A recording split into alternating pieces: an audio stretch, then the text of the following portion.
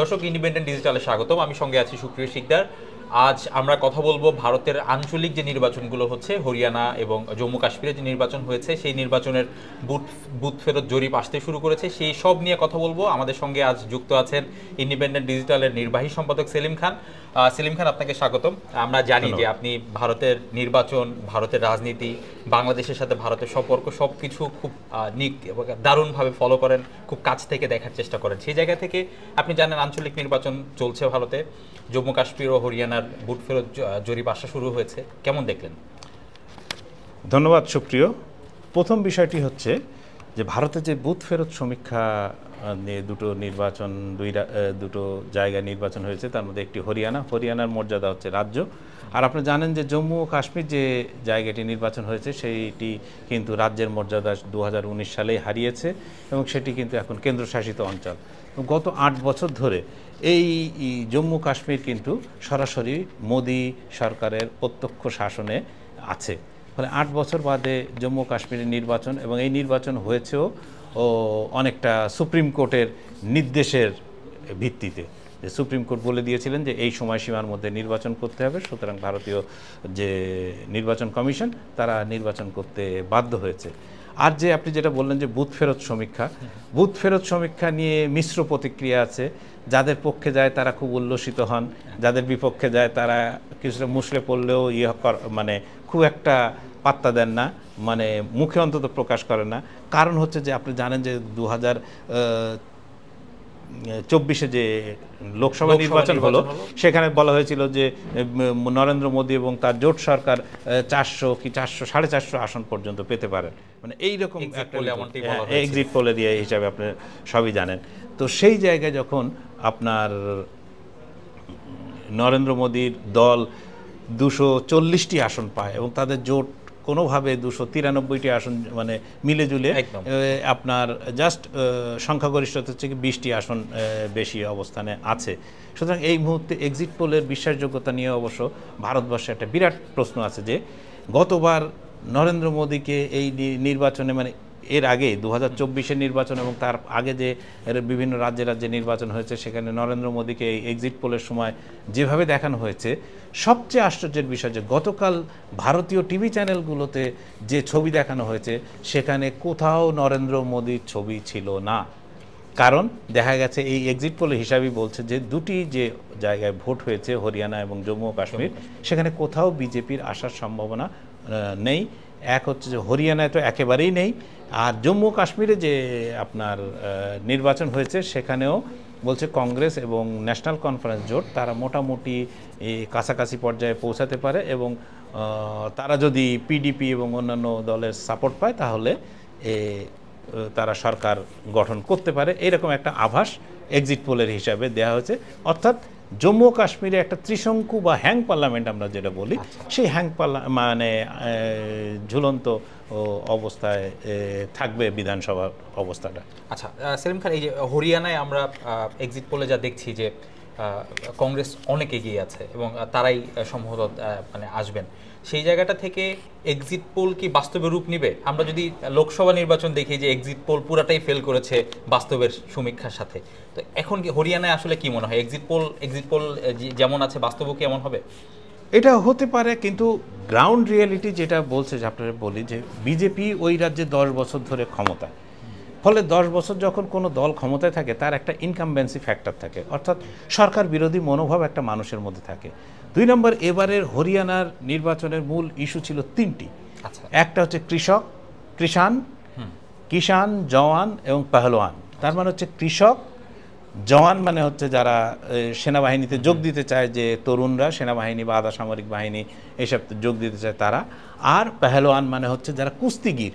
হরিয়ানা থেকে একটা বিরাট সংখ্যা, আপনারা সবাই দঙ্গল সিনেমা দেখেছেন আমার ধারণা, যে আমির খানের দঙ্গল সিনেমাতে দেখেছেন যে কীভাবে তারা কিন্তু বেশিরভাগ ভারতের কুস্তিগির উঠে আসে হচ্ছে হরিয়ানা, আপনার ওর সংলগ্ন উত্তরপ্রদেশ, তারপরে এরকম জায়গা, খুব বেশি জায়গাতে না, ওখানে কুস্তি খেলাটা একটা মানে অনেকটা এর মতো। তো কিষান, আপনার যদি বলি কিষানদের অবস্থা ঠিক এমন সময় 5 তারিখ, গতকাল কিন্তু হরিয়ানায় নির্বাচন হয়েছে একসঙ্গে 90টি আসনে। তো সেই সময় বহু কৃষক বাজারে তার ফসল নিয়ে গেছেন, তিনি গত কয়েকদিন ধরে তিনি অপেক্ষা করে আছেন যে তার ফসল বিক্রি করবেন মোটামুটি একটু ন্যায্য মূল্যে, তিনি তার ফসল বিক্রি করতে পারেননি। ফলে তাকে যখন প্রশ্ন করা হয়েছে যে আপনি ভোট দিবেন না, বুঝছে আমার কাছে ভোটের চেয়ে অনেক হচ্ছে আমার ফসলটা বিক্রি করা। ফলে কৃষকদের মধ্যে আপনি জানেন যে 2021-22-এ প্রায় 1.5 বছর ধরে হাজার হাজার কৃষক কিন্তু হরিয়ানা দিল্লি সীমান্তে বসে কৃষক আন্দোলন করেছিলেন এবং সেখানে 700-র বেশি কৃষক প্রাণ হারিয়েছিলেন।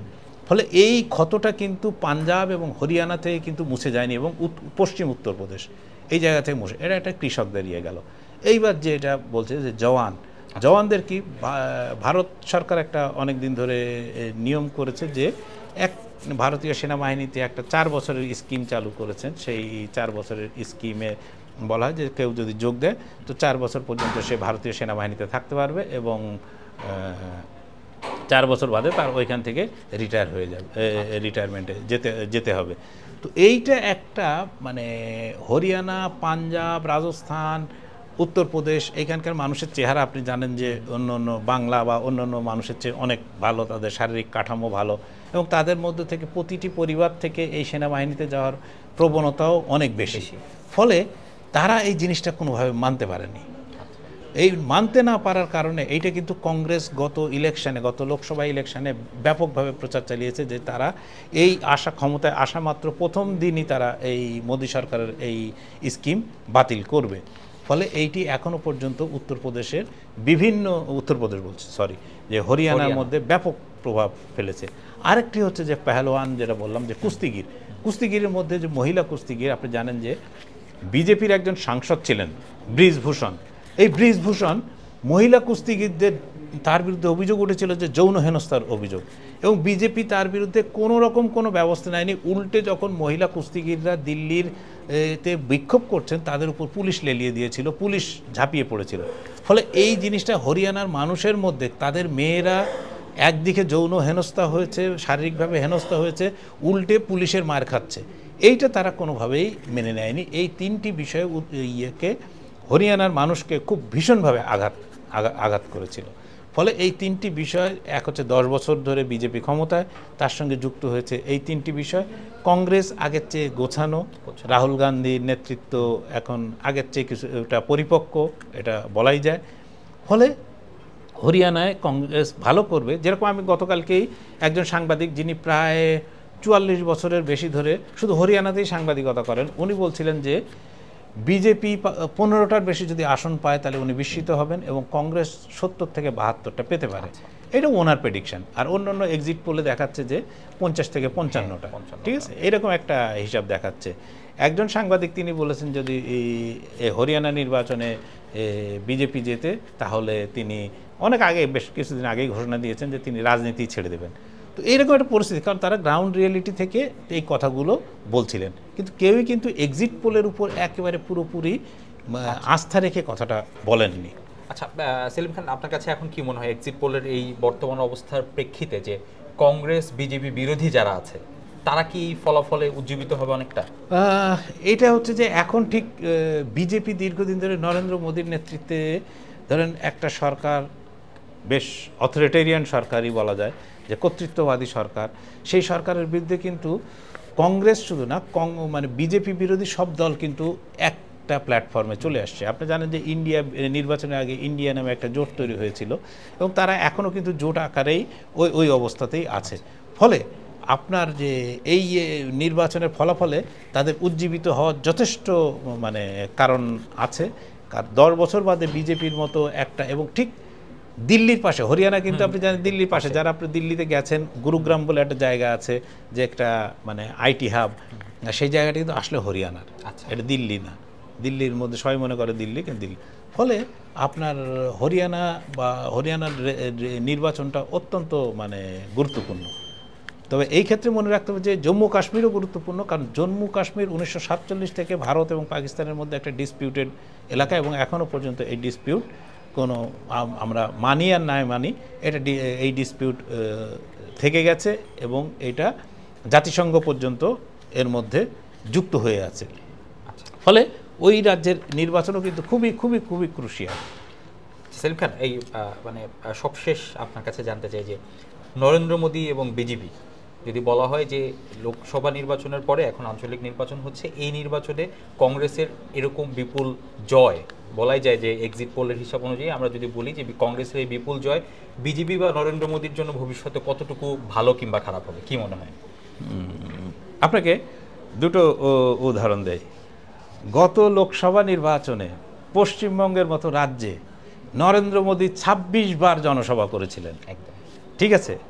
আর এবার হরিয়ানায় নরেন্দ্র মোদী জনসভা করেছেন মাত্র ৪টি, এবং খুব বেছে বেছে ৪টি, দায়সারা অনেকটা দায়সারা করছে।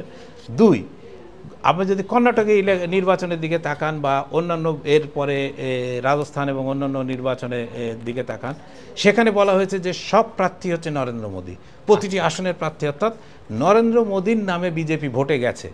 কিন্তু এইবারই প্রথম নরেন্দ্র মোদী ২০১৪ সালে জেতার পরে ১০ বছর বাদে এই প্রথম যে নরেন্দ্র মোদী কিন্তু কোনো ফেস না, নরেন্দ্র মোদীকে ফেস করা হয়নি, কারণ তারা জানেন যে এই তাদের ফলাফলটা হয়তো ওইভাবে বিজেপি যেভাবে এক্সপেক্ট করছিল সেভাবে ভালো হবে না। এর ফলাফল কি? এর ফলাফল দূরতম আপনার অনেক বেশ তাৎক্ষণিক ফলাফল হিসেবে যদি বলি তাহলে কংগ্রেস এবং তার বিরোধীরা উজ্জীবিত হবে। আর যদি জম্মু কাশ্মীরও হাতছাড়া হয়ে যায় তাহলে বিজেপির জন্য এটাও একটা বিরাট ধাক্কা। ২ নম্বর হচ্ছে যে কিছুদিন বাদেই আগামী ২ মাসের মধ্যে আপনার মহারাষ্ট্র এবং ঝাড়খণ্ডের নির্বাচন হবে। মহারাষ্ট্রে আপনার উদ্ধব ঠাকরে, কংগ্রেস এবং শারদ পাওয়ারের দল এটার একটা জোট গঠন করেছে, যার নাম হচ্ছে যে মহাবিরোধ আঘাড়ি, না মোটামুটি একটা বিরোধীয় জোট, মহাবিরোধ আঘাড়ি নামে একটা জোট গঠন করেছে। এই জোট কিন্তু খুব ভালো, তারা লোকসভা নির্বাচনে খুব ভালো ফলাফল করেছে। এবং মহারাষ্ট্র যেখানে বিরাট বড় রাজ্য এবং ভারতের বলা যায় অর্থনীতির রাজধানী বলা হয়, বাণিজ্যিক রাজধানী বলা হয়।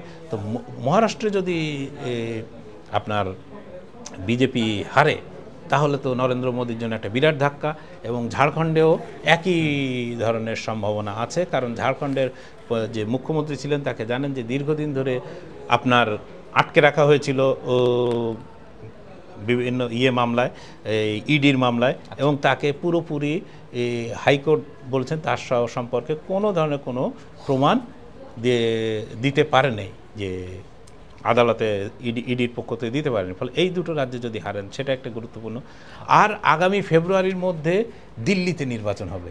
আপনি জানেন অরবিন্দ কেজরিওয়ালকে একইভাবে, অরবিন্দ কেজরিওয়াল কিন্তু সরে গেছেন, সেই জায়গায় এখন নতুন মুখ্যমন্ত্রী একজন তারা নিয়ে আসছেন, ফলে তারা কাজ করছেন। এবং যদি আবার মানে আম আদমি পার্টি যদি আবারও দিল্লিতে সরকার গঠন করে তাহলে বুঝতে হবে যে নরেন্দ্র মোদীর যে ইমেজ ভারতবর্ষে ২০১৪ সালের পর থেকে তৈরি হয়েছিল সেটা আস্তে আস্তে ফিকে হতে হতে হতে হতে মানে প্রায় শেষের দিকে যাচ্ছে। এবং এর একটি বড় আলামত হচ্ছে বিজেপির মতো একটা, এই মুহূর্তে ভারতবর্ষের সবচেয়ে বড় দল বিজেপির মতো দলে কিন্তু এই মুহূর্তে কোনো সভাপতি নেই।